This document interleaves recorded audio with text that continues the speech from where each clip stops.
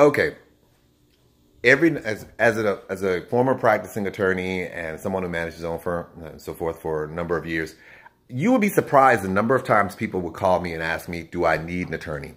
And generally, these were the three things that I used to always tell them.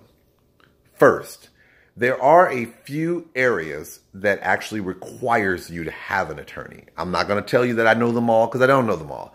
But like, for instance, I used to, when I represented some clients in federal court, in terms of kids cases, a lot of parents were surprised that some federal courts did not allow the parents to represent their children. So it was not uncommon for me to get reached out to in those particular instances. So yes, there are a couple of areas of law where you actually need to have a representative.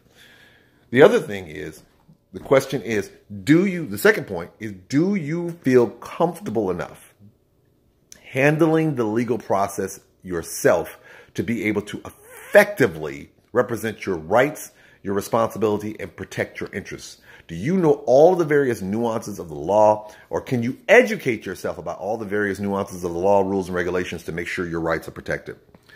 The analogy that I used to tell people all the time when they come to me and they say, do I need an attorney? I say, do you need an attorney? You don't need anything, but just kind of look at it like this. If your car breaks down, can you fix your car? Do you have enough knowledge, expertise, and education to be able to ensure to diagnose what the problem is, find out what you need to replace, and then make the necessary changes so that your car can move accordingly? I can tell you that I like to believe I'm somewhat of a smart person. I can educate myself about those things, but let's be real. I don't know a whole lot about cars. So guess what? I'm not going to take the energy and the time and the effort because I got other things to do. I got places to go. I got to make it shake and bake around this thing. I don't have the time to educate myself in order to properly fix the car. So guess what? I'm going to take it around the corner to a mechanic. So do I need a mechanic?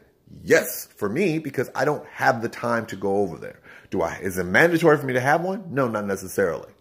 But it's good to use someone who has the expertise in this area. So when asking yourself that question, you have to ask yourself, do you have the time, energy, effort, and the knowledge to be able to educate yourself about all these different areas in order to properly protect your rights? And then finally, when people ask me the question, do you need an attorney? I always tell them, I think you're asking the wrong question.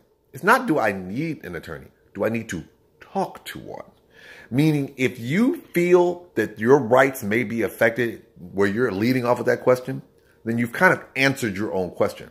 But it's not really, do you need an attorney? It's really, do you need to talk to one? And with that, this is one of the points that I throw out.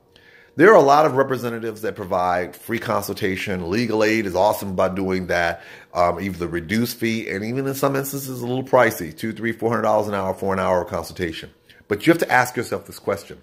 How much is it worth it to you? How much is it worth it to you to know if whether or not your rights are being affected to where you need to have representation? So if you find yourself in a situation where you're like, I think I might need an attorney, take the time, schedule an hour with an attorney, go and sit down and find out. Nothing else, you might be out a couple $100. You might be like, that was a waste of time, but at least you now know the answer to your question. And keep these things in mind when you're trying to decide whether you need an attorney.